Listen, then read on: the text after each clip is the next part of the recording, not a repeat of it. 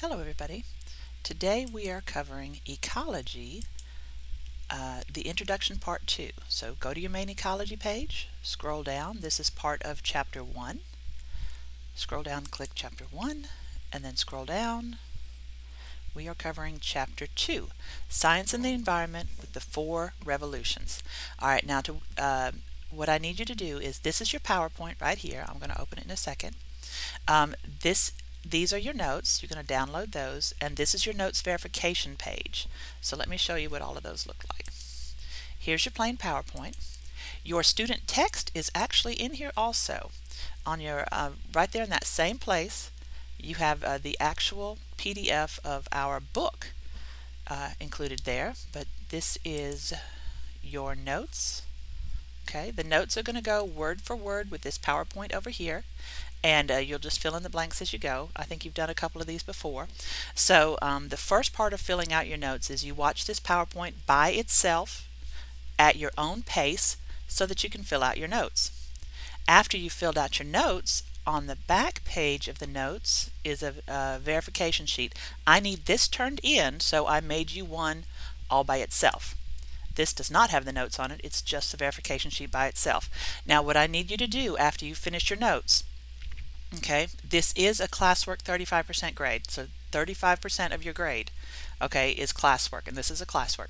So what you're going to do is first you'll copy all the notes.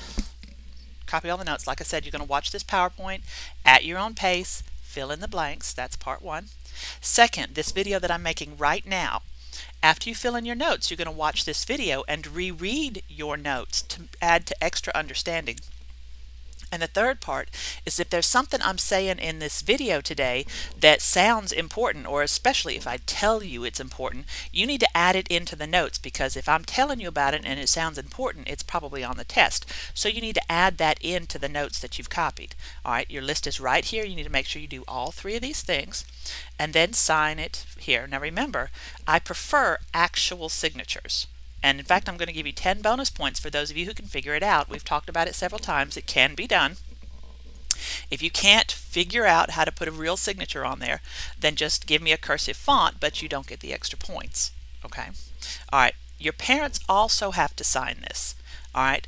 Their parents have jobs as far as this goes too. First, your parents need to look at your paper and prove that see that all the blanks are filled. Second, your parents need to make sure that you have watched this teaching video and reread the notes while you did so. And third, your parents need to ask you, do you have any questions? It's okay if your parents don't know the answer. All right, if they know the answer, awesome. You guys can check through, if you guys are not sure, you can check through the notes and we can try to figure stuff out. And if you can't find it that way, ask me.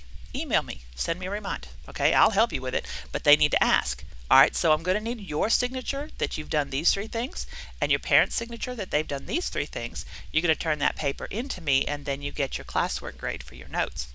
All right, so let's go ahead and start learning about science and the environment and the 4 revolutions. So, ecology and environmental science kind of go together. That's why I teach both of them. All right, but the important foundation to environmental science, which is what you guys will take as your seniors, is ecology that you're taking now. So you guys are building the base of how this works. All right, so ecology is the study of the interactions of living organisms with one another and with their environment, and it's also the study of air and land and the surrounding organisms or community that ranges from the smallest of the areas all up to the whole Earth's biosphere. Now this second half is also going to come in handy when you have biology, if you've not already had it, because you need all this ecology when you do a lot of this ecology when you're getting biology as well. All right, so whoops, there's a picture of pretty Earth. So environmental science is going to include the study of impact of humans in the environment. And so during ecology, we have to learn how the environment works so that later on, when you take environmental science, you can know how we are creating changes. Okay, so the goal of ecology and environmental science, the major goal of of them is to understand and solve the world's environmental problems. And to accomplish this goal, the environmental scientists are going to study two main types of interaction between humans and their environment. First, how the actions alter the environment, and second, the use of natural resources like coal, oil, and water. And again, you can't understand any of that without the basic that you're learning now, ecology. You can't figure out how to fix the environment until you learn how the environment works. So there's many fields of study that go into this. It's called interdisciplinary, and what that means is interdisciplinary means there's parts of biology, there's parts of ecology, there's parts of chemistry, all of these things. Whoops, let me go backwards. Oops, hang on, try to go backwards. Sorry about that. All of these things are related, so they all build together to figure out how ecology works. Oops, there you go. So when we're talking about citizens, not all of you guys may be a scientist when you grow up, and that's okay. You don't have to be, all right? And you can still help us out even if you are not a scientist, because government and businesses and cities, they all recognize that studying the environment is going to be vital to maintain healthy, productive society. So even if you are in the government, or if you are in business, or if you are in hospitals, or if you do anything within the city, ecology and environmental science is going to be a big portion of how that works. So the environmental scientists worldwide share their research with every other branch of every other thing. All right, but the non-scientists, like I'm saying, not everybody's going to be a scientist, but the observations of non-scientists are usually the first steps towards addressing the problem. It's usually a non-scientist who notices it before the scientists get involved. So going over this, we're going to start about talking about our environment through time. Wherever humans have been, we've hunted, we've grown food, we've settled, we've changed our environment wherever we are. For example, the change that occurred in Manhattan Island here in New York just in the last 300 years is immense. This started off as nothing but swamps 300 years ago. And now it's, Manhattan is like the biggest thing ever was. All right, look at all that stuff. And this was swamps less than 300 years ago. And 300 years ago, as far as Earth time is, it's just a microsecond. So humans create a lot of change very quickly. All right, so that we need to realize that that is going to impact the world and the environment in very serious ways. We started off as hunter-gatherers. Okay, hunter-gatherers are the people who obtain food by collecting plants and hunting wild animals and scavenging their remains. Scavenging is another thing. We started off as scavengers. So the human gatherers, the hunter-gatherers, will affect the environment in many ways. Like the Native American tribes, they hunted buffaloes, and they also set fires to burn prairies. When the Europeans first came to North America, the forest looked like parks. I mean, it was beautiful. The grasses in the underneath was smooth with the tall trees. The whole place looked like a park, and they fell in love with it.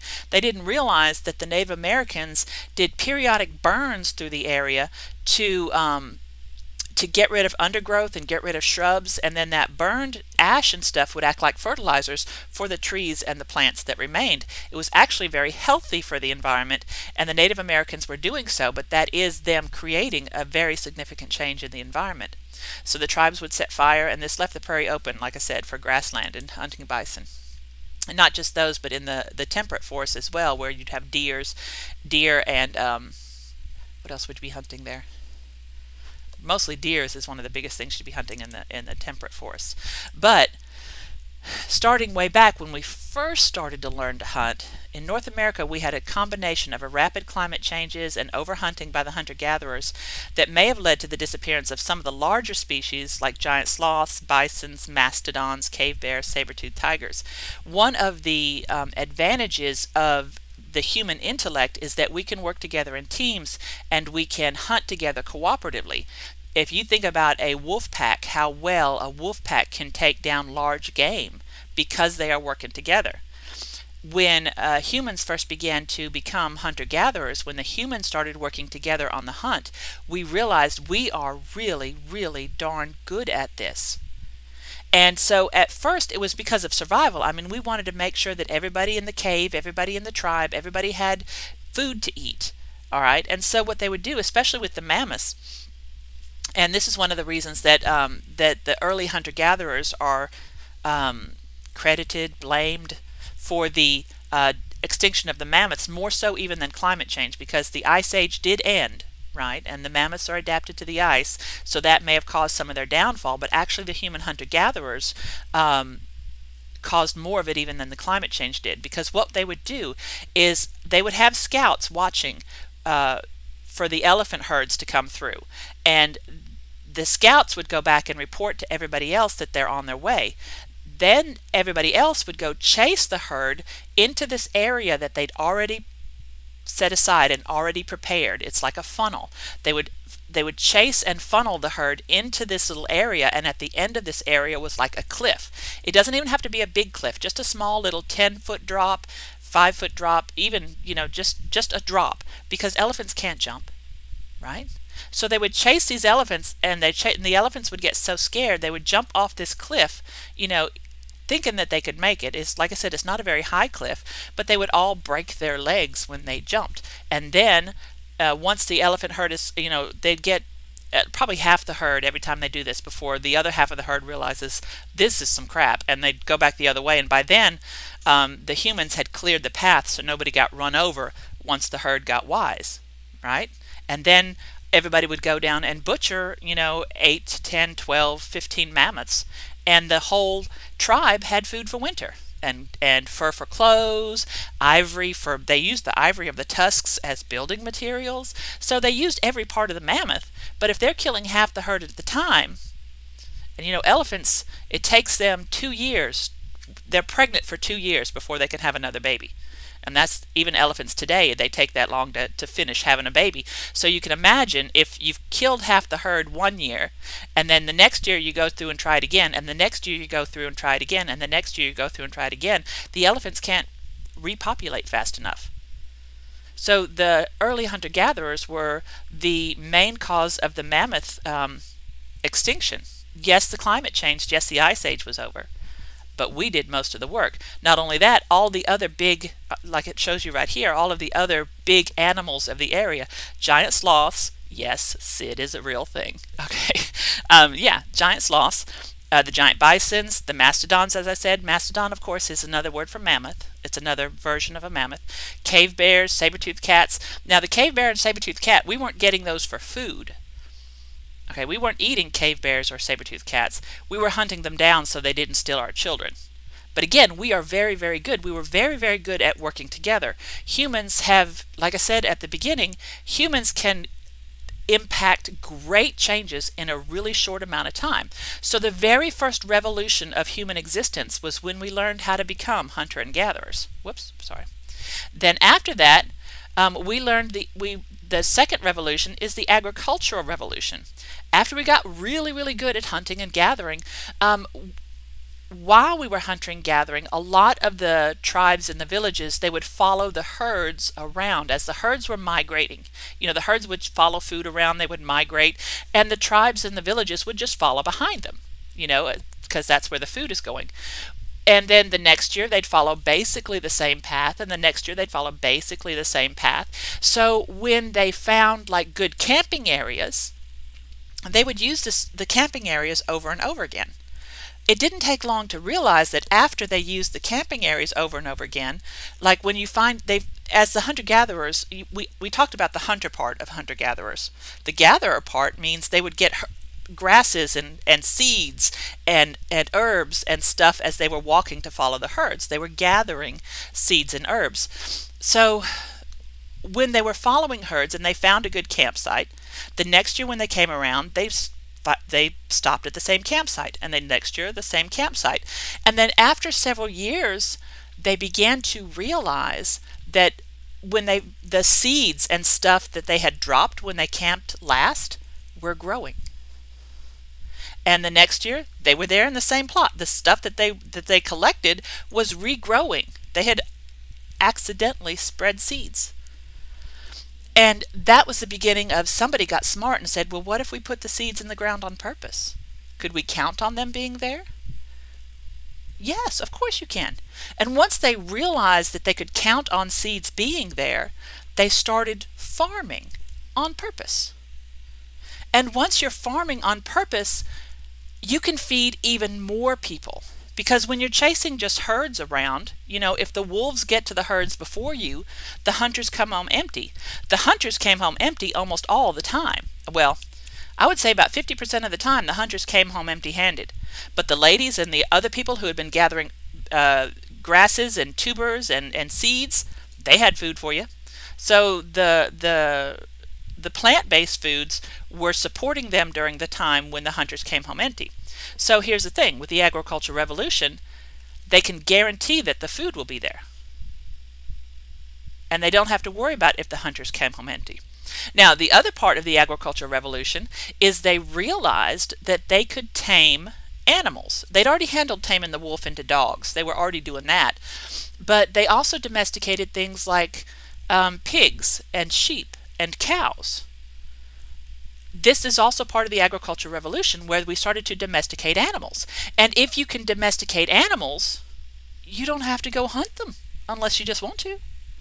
They're right here in your farm. You want a pig, go get a pig. You want a cow, go get a cow. It's right there. So by the time they realized you can count on plants to grow, and if you're raising your own animals, you know where they are, you don't have to hunt them, all of a sudden you don't have to wander all over the place anymore. And because they didn't have to wander all over the place anymore, they began to build cities. All right? And so once you start to build cities, all right, now all of a sudden you have a lot more pressure on the environment. Think about if this was a tribe of people, and when we were hunter-gatherers, we didn't stay in one place very long.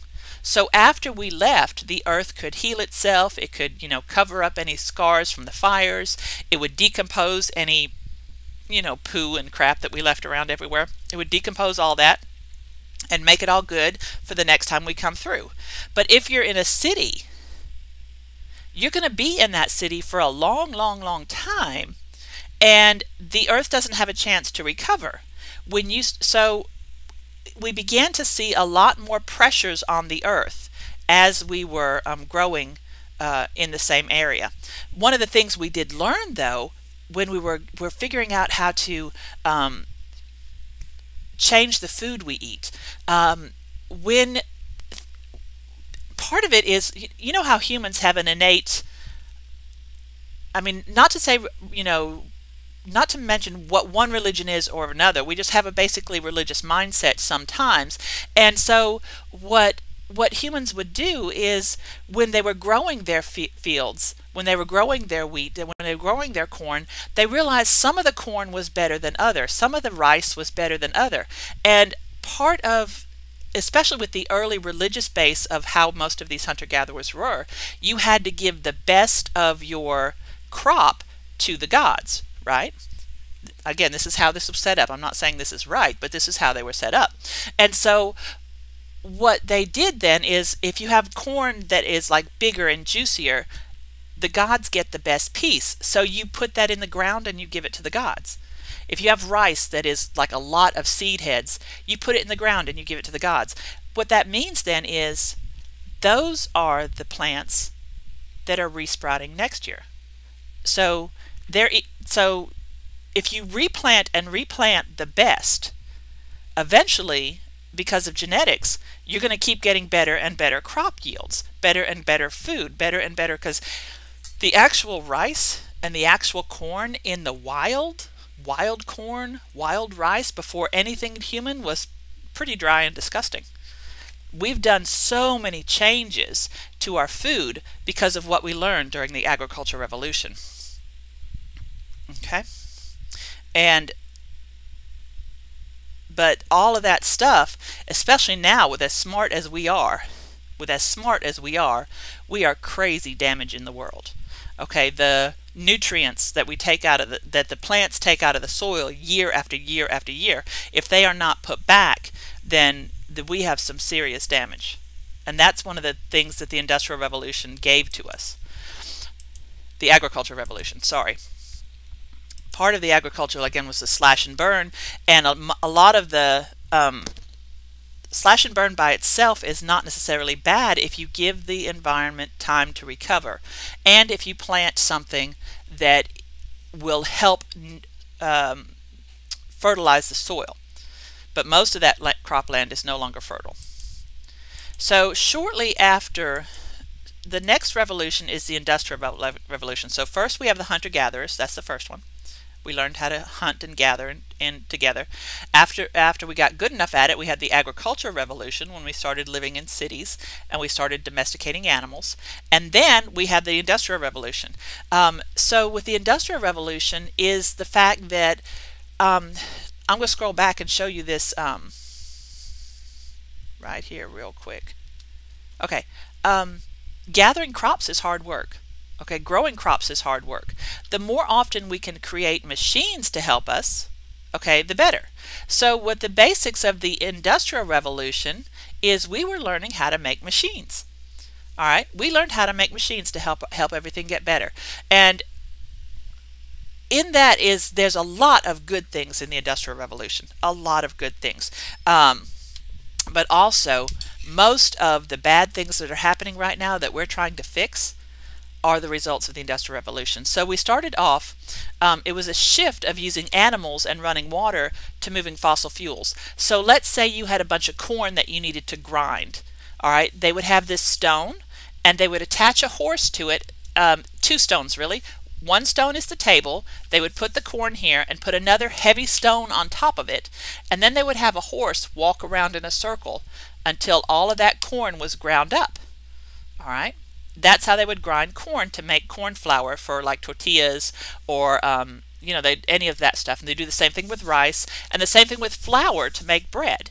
Okay, you have to grind it up first. All right, so that is what they were doing during the Agricultural Revolution. But shortly after that, they realized how they could get a machine to do that. It used a lot less time. It was a lot nicer to the animals, because once you would run out of horses, horses would get sick and die after, you know, so many years, and then you'd have to have another horse to do that job for you. It took a long time, and the whole idea of moving one, it's a rock. I mean, it's not light. Putting the rock back on and off. When they invented a machine to help them to grind flour and wheat, it was incredible. All right. So they also, if you didn't have a horse do it, sometimes if you have water nearby, they would have a water wheel with some gears here to make this thing spin. So a water wheel with the river flowing this way. Okay, the river would flow this way. They have a water wheel. All right, and the water wheel with some gears would spin the thing. So water and animals, but then they're using coal and oil. Okay, so the coal and oil ran the machines that replaced the animals and the big heavy stones. And so that actually allowed us to grind a lot more corn in a lot less time, a lot more wheat into flour in a lot less time, and a whole bunch of other things, creating clothes. Okay, at first you had to, you know, you had your own sheep. You had to turn the wool into yarn, and then you had to physically knit everything together to make a sweater. And I knit and I crochet, and it takes a long time. If I had to make the sweaters for my whole family for winter, they'd never get anything. They'd be freezing to death. All right, because knitting and crochet is a long time. But during the Industrial Revolution, they created machines that would knit and crochet for you. And then once you can knit these big bolts of fabric, and then you sew them into clothes. And so now all of a sudden everybody has a lot more food because of the wheat and the corn, and a lot more clothes because now we can knit. So it's actually a wonderful, incredible. A lot of good things came out of the Industrial Revolution. A lot of changes in health and other things of that sort. All right, so there were a lot of electricity, plumbing, all of those things are good things. All right, and they came out of the Industrial Revolution. But the Industrial Revolution also brought with it tons and tons of pollution. Now, not only that, we had a big cultural problem going on here. All right, because you had a big social divide. At first, with the hunter-gatherers and the Agricultural Revolution, all people are about the same. If you can do your work, you're fine. Everybody works about the same. Everybody's on about the same level. Everybody's just about as good as everybody else. When you bring in the Industrial Revolution, all of a sudden you have the big bosses who own the company and the small people who work for them, and they barely get paid. You have the big bosses who are getting all advantages of all of a sudden we got plenty of bread and cake and flour because we have all this food. And we have all of these clothes so we can get the nicest all of things. And then you have the small poor people who have to work there and they can't afford to buy any of these things. So all of a sudden you have a huge, huge divide between the haves and the have-nots. All right, money becomes a huge, huge issue. If you've ever watched some of the original Christmas Carol, the original Christmas Carol at the beginning, where the streets are so dirty and the little poor children on the streets are so filthy and they're forlorn and they're almost all orphans. Do you know why they were almost all orphans? There's several reasons. First off, at that time, if you could not pay your bills, they would put you in jail. And then your children had to work to try to pay your family. It's not just your bills, it's your family bills. Like if you have to buy food or you have to buy clothes, you're going to have bills. All right? If you can't pay your bills, you go to jail and your children have to try to work to pay your bills. And then when they're old enough, if they're not paid, they'll go to jail too. And then also, especially since most of the parents couldn't pay their bills, they're in jail, the children are now trying to run the machines. These machines are huge and they're dangerous and they're built for adults. You have a little bitty 8-year-old trying to run some of this great big giant machine. All of a sudden there were children with arms cut off, legs cut off, children that died. All right, because child labor was allowed. You could be in a giant big factory at 5 and 6 years old and the bosses were perfectly okay with that. And not only that, when these factories are putting off so much smoke, nasty, gross, coal smoke is some of the awfulest stuff. It's like a greasy, it's called soot. All right, it's just disgusting. And so they're breathing this stuff in. Everybody is. Everybody's breathing this in and getting sick. All right, so this is where we get into the problems of the Industrial Revolution. And about the 1970s, as we learned when we were doing the Lorax, about the 50s, 60s, and 70s, we realized that this is a bad thing. But if you'll look, we actually noticed pretty quickly, okay? We know the Industrial Revolution started in the 1800s, but by 1864, we realized right away that our resources aren't endless. We realized that right away, but we keep right on working. All right, so early in the 1900s, okay, we have two main branches of what we need to do to fix everything. First, we have preservation, okay? So a geologist, and he was the main one, Muir. I think we have names. I think on our test we're covering names, so make sure you pay good attention right here. Okay, Muir is the... he wanted preservation. He wanted wilderness left untouched. You put a door on it, you lock it, you leave it alone, let it grow. Don't touch it. Okay, that's preservation. Conservation came in secondly, and Theodore Roosevelt was one of the president. Theodore Roosevelt was one of the main champions of this. He said, yes, we need to use these resources, because he had factories to run, he had people to employ, he had a country to keep moving. So yes, we need to use these resources, but we need to be very, very careful with them. Okay, so that's the difference. Preservation, lock it up, don't touch it. And that's Muir. Conservation, well, we need to use this stuff, we just need to be really careful. And that's Roosevelt. So make sure you know the difference between preservation and conservation, okay? And both of these are like the early 1900s. All right, and moving on into the 50s and 60s, this Leopold guy was a blending of the two, right? Because you know that you can't have just preservation. And you also know that the people who are in conservation are going to overstep their bounds really quickly. We've seen people who say they're going to protect the world. I'm protecting it, and they're still using it on the sly, right? You've seen that happen. All right, so those two. So this guy, Leopold, decided a blend of the both is better. And he is like the most quoted voice of the early, he's like the father of all the early conservation. If you want to know if you want to know if you want to go to the background of how this started, he's basically the father. Now, this is a book I mentioned when we were covering the Lorax. This again is the 1950s and 60s. Rachel Carson wrote this book about the awareness. She brought awareness of DDT. DDT was a chemical that they were using to kill mosquitoes in lakes, mosquito larvae in lakes. All right, and it actually worked really, really well to get rid of mosquitoes. It was awesome because, you know, humans are brilliant. We came up with a really good poison to kill mosquitoes. But the trouble with it is that once you spray it on the water, it's going to kill the mosquito larvae, but the tadpoles are going to eat the mosquito larvae anyway. And so now the chemical is in the tadpoles. And then the birds will eat, then the fish will eat the tadpoles. And then the eagles will eat the fish. So every food chain that was involved, the poison, and I'll explain it when we get later, but the poison would increase through the food chain, so that the mosquito larvae, that one mosquito larvae that died, he got a little bit of poison, and that's what killed him.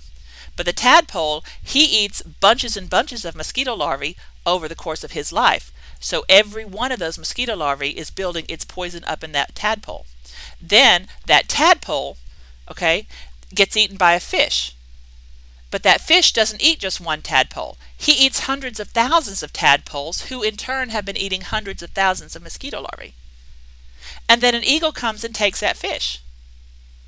But the eagle doesn't eat just one fish. It eats many fishes, who in turn ate many tadpoles, who in turn ate many mosquito larvae. So all of that DDT is coming up and poisoning the eagles. Now, you know, the American eagle, you know, that's a big symbol for us, right? But what was happening with the DDT is, by the time all that DDT got up into the eagle's body system, she tried to lay her eggs, and the eggs came out really, really softly.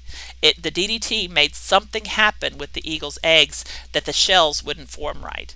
And so no matter how softly she tried to sit, she killed her eggs. She squashed them. And then the babies couldn't hatch. She didn't mean to.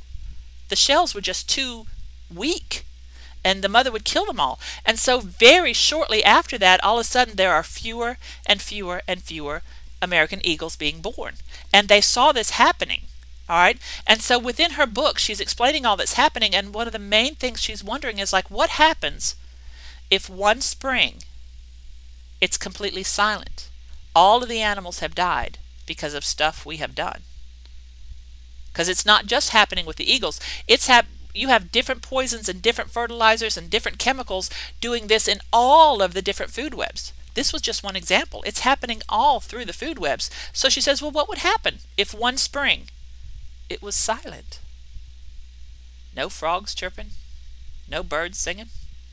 And so it really, really hit the heart of a lot of people in the 60s and 70s, and that was the beginning of the hippie movement. They wanted to save the world because of all the stuff the man had done in Industrial Revolution. So the Green Revolution, is a direct response to the mess of the Industrial Revolution. And so it began in earnest in the 1970s. The American public were demanding that everything changed. We had our first Earth Day in 1970. The Environmental Protection Agency was built in 1970. But then again, over the course of the years, the industrialists and the people the big business and the oil people, all of the good that the Environmental Protection Agency was trying to do, all of the lawyers from the oil people and stuff like that have undercut what the environmental policy can do. But in the 70s, when it was first formed, it was amazing. All right, we had a lot of environmental laws passed. We had a bunch of groups, and the Lorax was written in 1971. And like I told you, that's how the adults who read Silent Spring introduced the the Green Revolution to their children with the Lorax, and so it has continued through the generations. We're about the 3rd or 4th generation in, so hopefully we can finally start making some changes.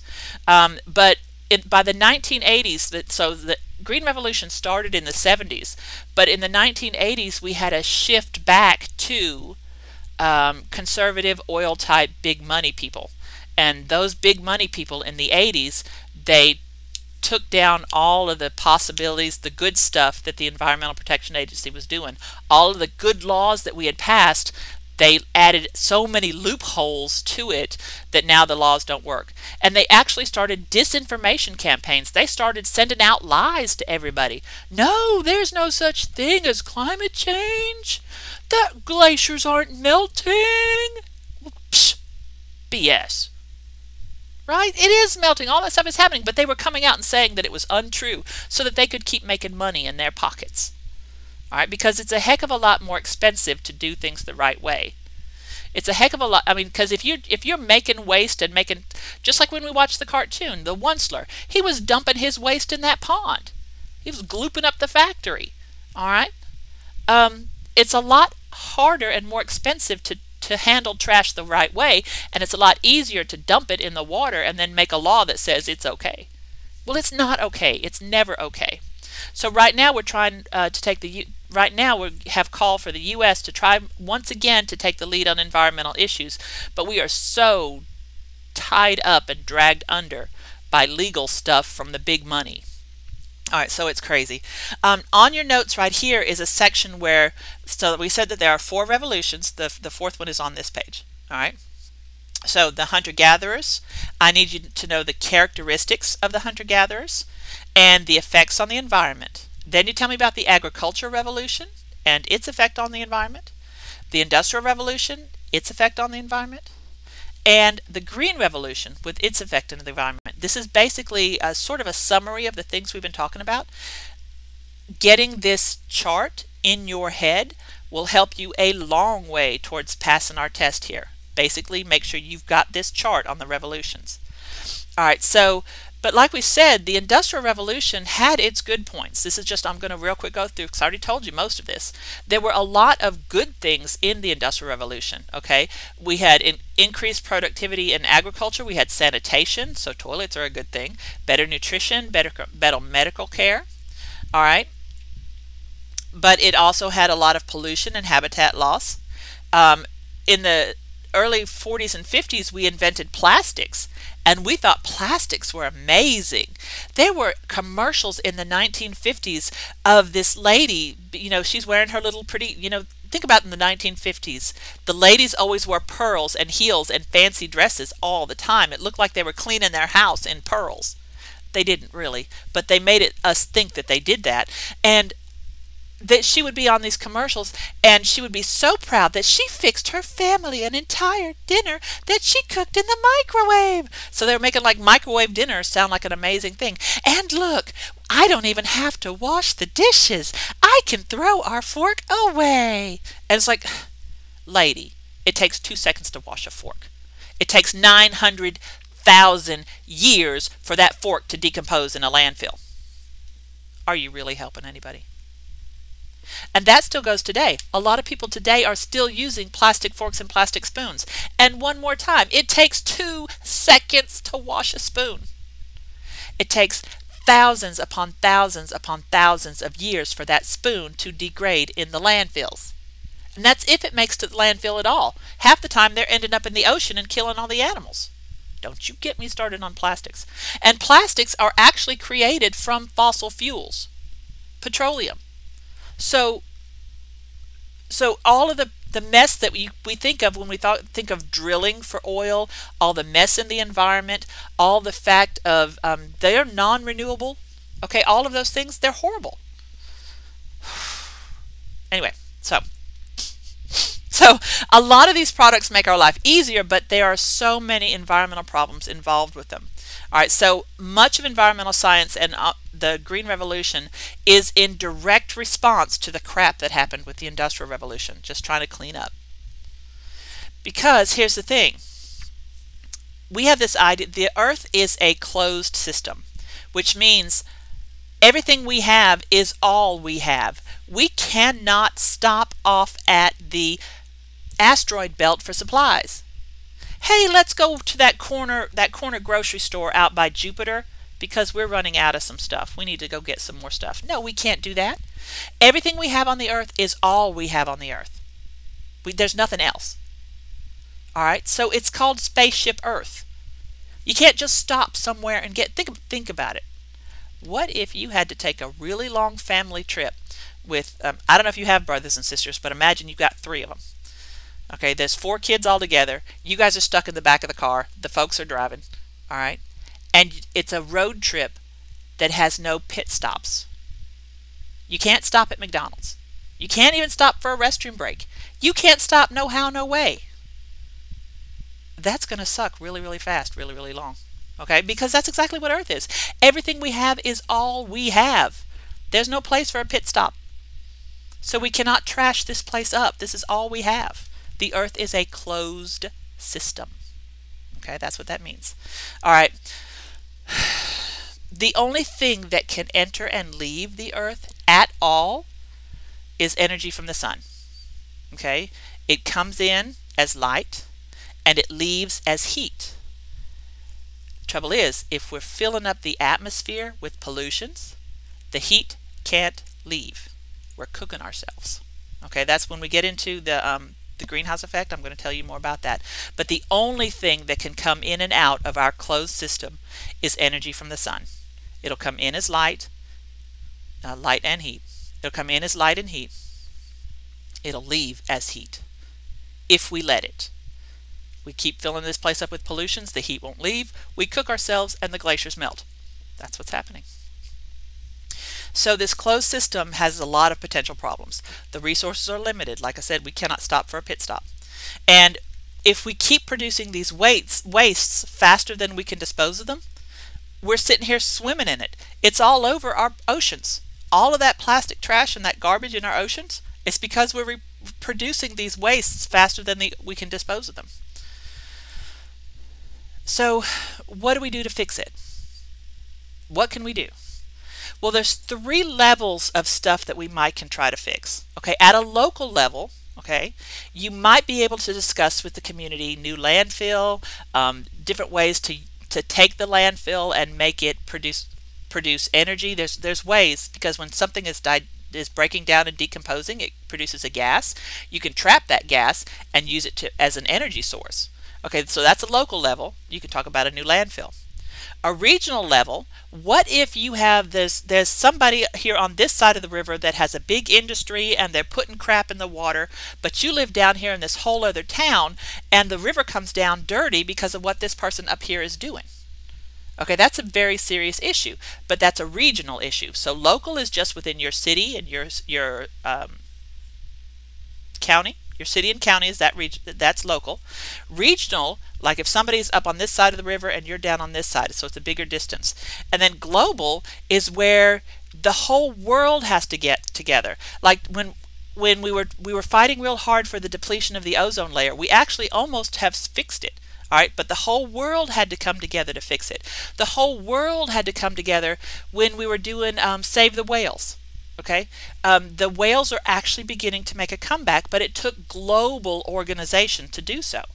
Okay, so those are the 3 levels. You can have local, making local changes, regional changes, or global changes. All right, now as far as population goes, now this is going to be a big issue. Think about the number of people we had during these 4 revolutions. When we were hunters and gatherers, the little tribe that worked together was maybe 15, 20, at the most 30 people, okay, that would travel together. So that's hunter-gatherers. The population was really small.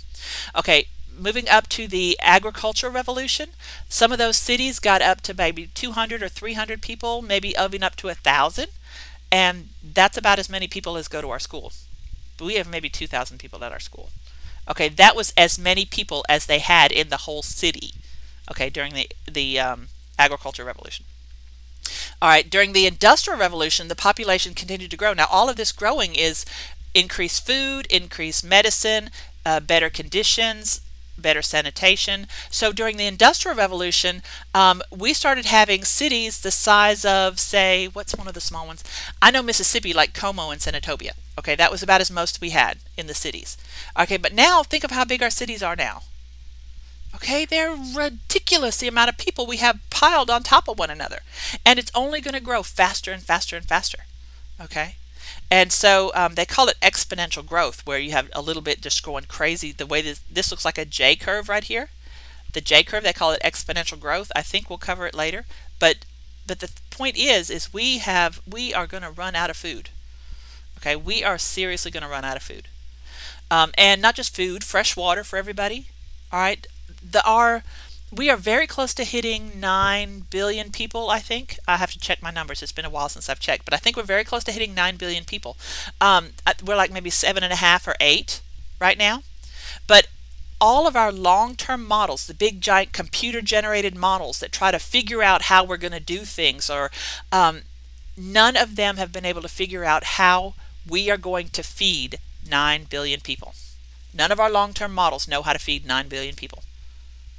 And we are very close to getting to 9 billion people.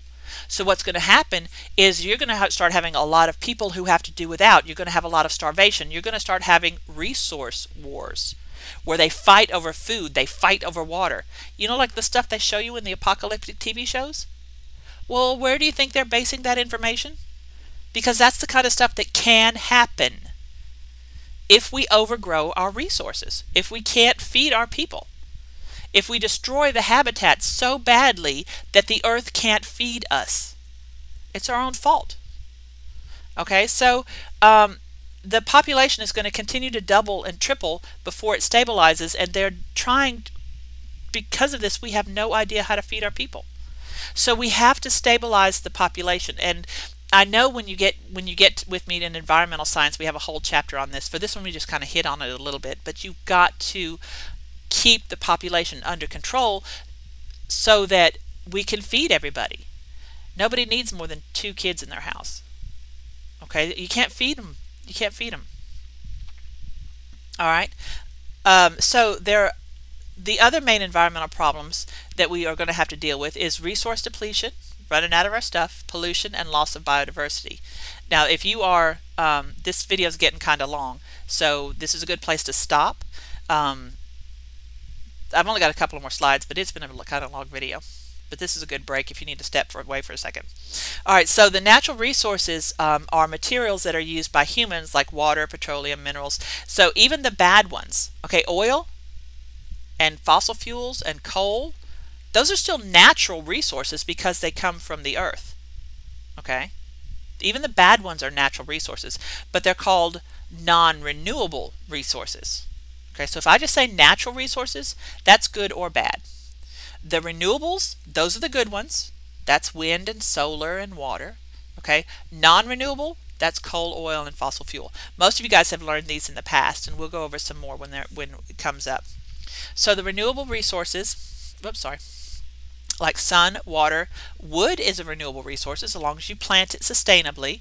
All right, and you have to be aware that it's going to take a long time to regrow. But if you are very careful, wood is a resource. Crops are renewable resources.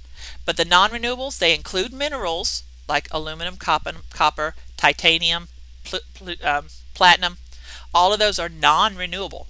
All right, and then the non-material stuff like salt and sand and clay, those are non-renewables. Fossil fuels, definitely, we know coal, oil, and natural gas. That's the first one we always remember. All right, so resources are depleted when a large fraction of them have been run up, and once the non-renewables have been used up, they take millions upon millions of years to replenish it, if it can be replenished at all. Oil or coal? Coal, I think. Hang on, I'm trying to remember. It's oil. I'm pretty sure it's oil. Okay, oil cannot, the oil, you know, is formed in the sediments. Okay, if you've ever had a flower pot, a flower vase, and you left it a little bit long in its vase, you probably didn't do that because you guys are better house cleaners than I am. But if you leave it a little bit long in the vase, the water kind of gets brown and it has that awful smell. I do that because I don't get flowers very often and I keep them a little longer than they should. But that brown, gooey oil, greasy stuff that's on the bottom of the stems is the sign of that plant decomposing. Okay, so now let's put it on our head. If you have these big, giant, massive forests and they get trapped under the soil, they're going to make that brown gooey stuff as they decompose. All right, and then that eventually will turn into oil. The trouble is, when trees and the big giant trees and the trees that make coal first were growing on the earth, there was nothing around that could decompose it. The little bacterias and stuff that can, the thing within the tree stems is called lignin. And at the time, there was nothing that could break down lignin, the stuff that the cells of tree trunks are made of. The stuff of tree trunks are made of inside of the cell is called lignin, and there was nothing on the earth that could digest lignin at the time. So when a tree fell, it just stayed there. And then the next one fell, it stayed there. And the next one fell, it stayed there until they got covered with dirt, and they stayed there, and they stayed there. And then eventually the microbe evolved that could digest lignin. And of course, then he had a happy heyday. But by then, most of that other had already been buried. And over the hundreds and thousands of years, as that stayed buried that did not get digested, that turned into oil. Well, nowadays, that thing that can eat lignin exists. And so now any tree trunks that come down eventually are going to get decomposed. So we can't even make more. Even if we gave the earth millions and billions of years to replenish our oil and our fossil fuels, they can't make any more. So that's a whole nother thing when we say this thing is not renewable. Okay? Pollution is another one of the problems we're doing for Earth. So the first, let me go back to this set of 3 again. Hold on. This section. Okay, our 3 main environmental problems. Okay, this is what we're talking about. The 3 main environmental problems. The first main environmental problem is resource depletion, where we're running out of fossil fuels and non-renewables. Resource depletion. The second main environmental problem is our pollution. Okay, pollution is anything that is undesirable that builds up. Excessive waste, excessive heat, excessive noise, all of that's pollution. Excessive radiation. Oh heck, don't you get me started on nuclear. Excessive radiation, all of that stuff is pollution. All right, and all of these things are happening because of humans and our way of life. Okay, all of this pollution. Because if it's something within the earth can already handle it. Anything that the animals do, anything that the trees and the plants do, the earth already has handled. They're not going to cause any pollution. Pollution is only something we do. All right? And that's because we are pretty much excessive in everything. So there's 2 main types of pollutants. Even if something is biodegradable, it can still be a pollutant. Okay, and of course the non-biodegradable, those are horrible. That means they don't break down over time. The plastics that I was just talking about. So let's take a look. Do you see this? This is built up newspapers and mail and stuff. This is degradable. Given enough time, this will break down. But do you see how much there is? We're making it way too fast for it to decompose. So it builds up. So you get pollution even from something that is biodegradable. All right? And and if it's non-biodegradable, that's where you get into the plastics and the forks and the spoons that people are throwing away instead of washing one. The straws. Okay, now let me talk a second about straws, plastic straws.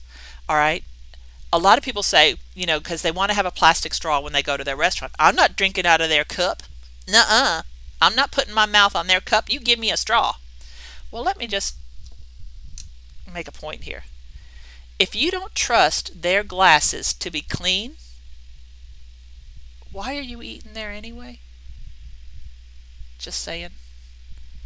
If you trust this place enough to eat their food, then their plates and their glasses are going to be cleaned the same.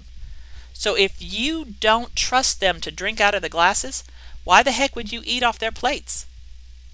If you trust them enough to eat their food, you should trust them enough to drink from their glasses. You don't need a straw. You don't need a straw.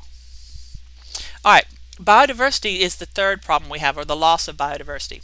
Now, what biodiversity means, and there's like a bunch of different types of biodiversity, but biodiversity means is the variety of animals in an area. So you can have, that's the main one. The first type of biodiversity is the variety of animals in an area.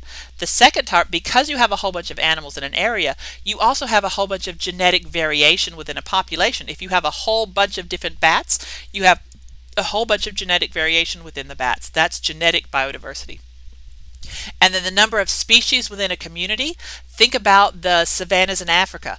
All the different species that you would have there. You'd have elephants, you'd have gazelles, you'd have zebras, you'd have giraffes, you'd have lions, you'd have all of those things. You'd have hyenas, all of those different species. That's the third type of biodiversity. And the fourth type is the number of communities in an ecosystem. Think about all of Africa.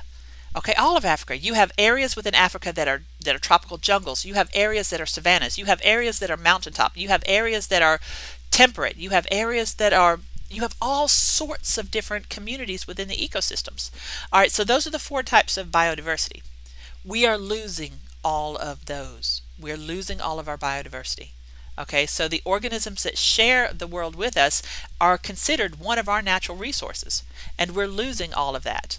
We depend on them for our food, for our oxygen, for many, many other things, but yet only a fraction of all the species that once lived on Earth are alive. All the rest are extinct.